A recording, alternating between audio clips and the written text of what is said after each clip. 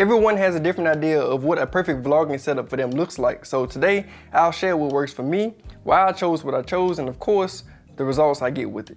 The foundation of a setup, of course, is the camera. And based on what's important to you, you have a few routes you can go. You can of course use your phone. This is obviously the most convenient thing because likely you'll always have it with you. And phones now have more than enough quality to pretty much make any kind of social media or YouTube content. So this is what the front camera looks like on a iPhone 15 Pro. And as you can see, it does look very good. You also have the benefit of being able to edit and upload everything from the phone itself. Now personally, I like to have my phone free to use as a phone. I don't want my content creation process to interfere with me using my phone, and also to maximize the quality of my phone footage. That will require me to rig my phone out with the right filters and cases and whatever else there is out there to help with that process. Now that's just me, but you can use the phone as is and that works for most people. But personally, I enjoy the content creation process just as much as the end result, so I want to squeeze out every drop of quality that I can. Your next option would be something like an action camera. These cameras are tough, small, and very user-friendly. Even if you're trying to squeeze every drop of quality out of it, the setup doesn't really become overwhelming. This is the shot you can expect using a DJI Action 4, which is pretty typical for an action camera. And there are cameras like this DJI Pocket 3 that technically isn't an action camera, but has great image quality, a built-in gimbal, and still fits in your pocket. So this is what it looks like using the DJI Pocket 3. And then there are what people call real cameras. You often have interchangeable lenses and bigger sensors, but they can require a more technical understanding to get the most out of them. It's not to say that one of the other options I just listed doesn't have more than enough quality, but with a real camera, you usually have full flexibility to make things look exactly how you want them to look.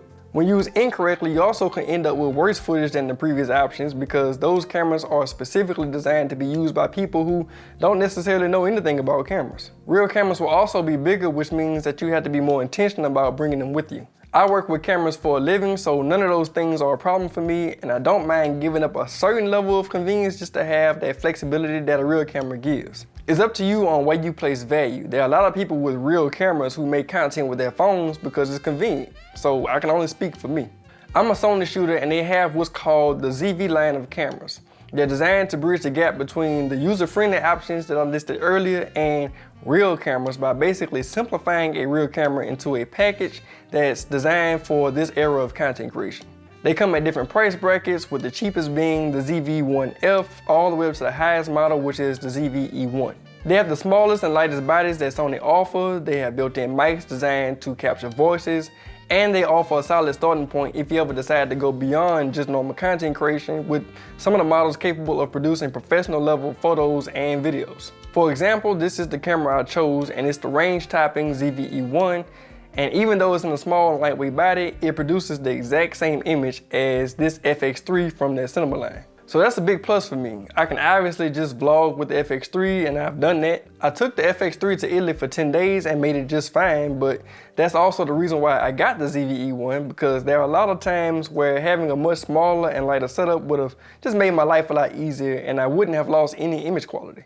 So cool, that's the body I chose. My second option would have been the ZV-E10 Mark II, which wasn't out at the time, but that would have required me to get a lens that's specifically made for an APS-C camera to get a wide enough shot for me to vlog with, and I already have a bunch of full frame lenses, so it just wouldn't have made sense. If you're debating over full frame versus APS-C, I made an entire breakdown that I'll leave a link down below that clears it all up for you. If I didn't already have a bunch of full frame cameras and lenses, then I would have had no problem going with the ZV-E10 Mark II.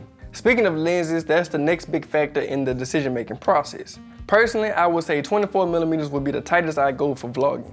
That's wide enough for me, and I know there are a lot of other people who want a really wide shot so they can show as much of the environment as possible, but I just wouldn't go tighter than 24mm. So let's look at options that give me at least 24mm or wider, and I'm only looking at Sony lenses for this, and I'll explain why later.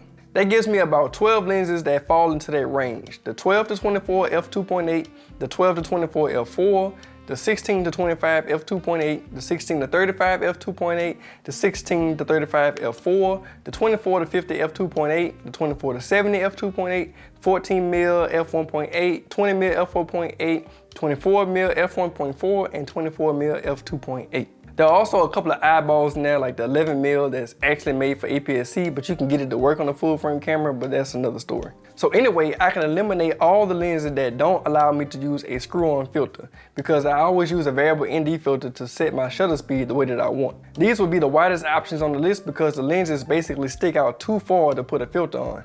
So goodbye to both of the 12 to 24mm options as well as the 14mm f1.8. Now remember when I said I'm only thinking about Sony lenses? That's because they can take advantage of focus breathing compensation and the full stabilization options of the ZV-E1, which consists of standard that doesn't crop in at all, active which crops in 1.1 times, and dynamic active that crops in 1.3 times. I want to at least be able to use active stabilization, so I've already established that I don't want to go any tighter than 24mm, so any lens that would become tighter than that after the active stabilization crop is applied can get eliminated. That leaves me with the 16 to 25 f2.8, both 16 to 35mm options, and the 20mm f1.8. From those, I tried the 20mm f1.8 first and it works great. So this is the 20mm f1.8, and as you can see, the background is nice and blurred even though it's a wide angle lens. So this is what I like about this lens. But my issue goes back to the ND filters. And I can use ND filters on that lens with no problem, but to shoot at f1.8 on a bright day, I need to use a 6 to 9 stop ND filter, but there are many moments throughout the day when I realize that when I step in shade or I go inside, the 16 to 9 becomes too much, and the lowest I can go on that filter is 6 stops. A 2 to 5 stop filter makes more sense at that point, but then 5 stops isn't enough once I'm back in full sun, which means I have to stop the lens down to f2.8 or f4, which is fine, but that eliminates what makes this lens so unique compared to the other options on the list. So this isn't a knock on that lens at all. That would apply to any lens that goes below f2.8. So if you're someone who doesn't care about cranking the shutter speed or doesn't mind switching between filters, this would be just fine for you. I'm just going for a bit more convenience when it comes to a vlog setup. I still want to be as close to just picking up the camera and pressing record as possible. So let's look at the other 3 options. When it comes to the 16 to 25 f2.8 and the 16 to 35 f2.8, I don't need that extra range that the 16 to 35 gives. That also comes with more size, more weight, and a much bigger price tag. The 16 to 35 f4 also has unneeded range, but it's basically the same price as the 16 to 25 f2.8 while still being light and compact. So for me, it was down to those 2. Now here's why you can't just look at specs on the paper to make a decision, because obviously the f2.8 compared to the f4 is what most people look at, because why pay the same price for f4 lens when you can get the f2.8 lens? There's not a huge difference between f2.8 and f4, especially when you talk about a wide angle lens, and low light isn't an issue. This camera has the same sensor as the A7S III and FX3, which have dual native ISO. I can literally leave the ND filter on at night and still get clean footage. So this is what the camera looks like at f4 with the ND filter on. And if I take it off, these are the results. So I'm definitely not worried about low light capabilities when it comes to an f4 lens on this camera. So here's what got me. The 16 to 25 f2.8 is the lens that I had on my FX3 in Italy, and the issue with that lens is that at 16mm, it's physically zoomed out. That's not really an issue for me in most situations, but when it comes to vlogging, I found that not only is the lens sticking out further, which makes the setup a bit bigger, if I bump against it or if it bumps against anything else, the lens gradually gets pushed back in as I'm going about my day. That means when I pick it up to film, there were many times where the lens was now at 25mm or at some random focal length in between, and I have to physically zoom it back out before I start filming. It's not a crazy big deal, but it happened enough in those 10 days that it was a noticeable inconvenience that I would like to avoid if possible. With the 16 to 35 f4, first of all, it doesn't extend at all because it has internal zooming, and if I leave it at 16mm when I turn the camera on, it's already there. It also allows me to use dynamic active stabilization, which is the most aggressive stabilization with the 1.3 times crop, but at 16mm, that still keeps me under 24mm after the crop. So ding, ding, ding, we have a winner. Let's move on to audio. And I know I said the ZV cameras have built-in mics that are designed to be able to focus in on your voice, but I also don't mind attaching a dedicated mic on the camera to get even better sound quality. The mic I chose was the Sony ECM M1, and why? It's a pretty small mic with a built-in shock mount. It has all the bells and whistles like automatic levels, so I never had to worry about the mic volume. It has noise cancellation and multiple pickup patterns, so I can capture sound from whatever direction I want. This is what the audio sounds like using the built-in mic on the Sony ZV-E1. So this is what the audio sounds like using the Sony ECM M1 microphone mounted on top of the camera. And the icing on the cake is I don't have to attach an audio cable or worry about batteries because the mic is powered from the high shoe mount, as well as the audio signal goes through the high shoe mount as well. So once you attach the mic, you pretty much never have to deal with anything audio related. Lastly is, how am I going to hold the camera? Obviously I can just hold the camera itself since it's pretty light, but it's much better to have some sort of grip that you can hold and also give you the ability to sit the camera down and reposition it.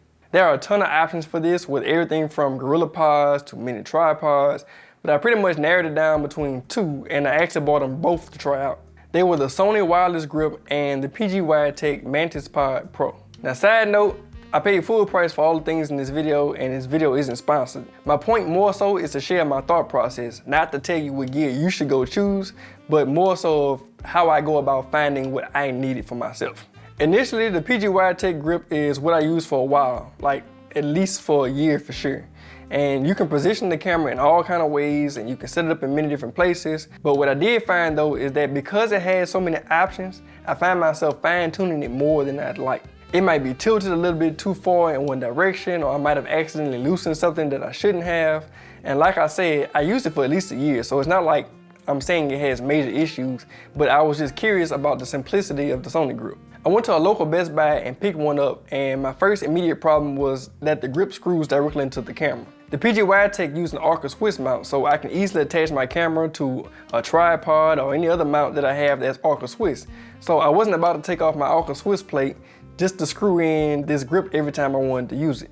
That's when I found these newer quick releases and they work so good, I ended up putting them on everything. You literally just drop the camera in the slot and that's it. You just press the button to release the camera or slide the button up to lock it. So bam, that solved that problem. The grip also has a record button, a zoom rocker which works for this lens since it has the power zoom feature, a photo taking button, and a C1 button. The record button is obviously good to have in this situation, but it's the C1 button that was an uncalculated benefit. What I did was program the C1 button to a second memory profile that's set to ISO 12800. If you don't know, the base ISOs for this camera in S-Log3 are ISO 800 and ISO 12800.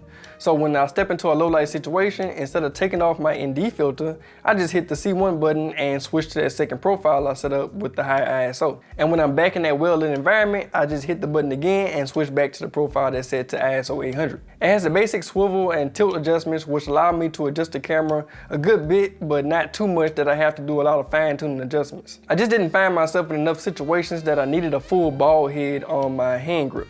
That might not be the case for you, I don't know. But yeah, this is my vlogging and content creation setup. You might not choose any of the items I did, or you might want to go with everything I did. Either way, go with what makes sense for you, not what makes sense for someone else. Like I said earlier, I'll leave the link down below on that APS-C versus full frame video. And if you have any questions, leave them down below. Be sure to like, subscribe, follow me on Instagram, and I'll see you guys in the next one.